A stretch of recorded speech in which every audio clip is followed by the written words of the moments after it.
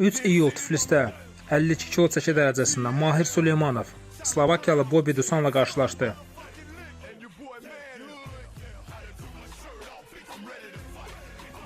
İlk saniyələrdən Bobik əsli Bobik kimi rəqibinin üstünə atıldı. Amma Süleymanov turbo rejimi basaraq bir neçə və tutarlı zərbələrlə Dusanın döyüşü bir aqressiv başlamağına peşman elədi.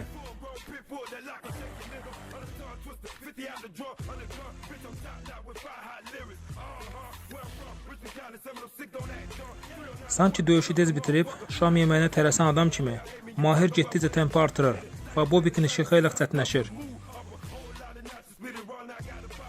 Xüsusən onu qeyd etmək lazımdır ki, Need for Speed həvəskarımız rəqibi ayaqlarda dartıb sol crossla qarşılamağın mükəmməl yerini yetirirdi. Nəticədə Mahir Süleymanov hakimlərin yekdilli qərarı ilə qələbə qazanır.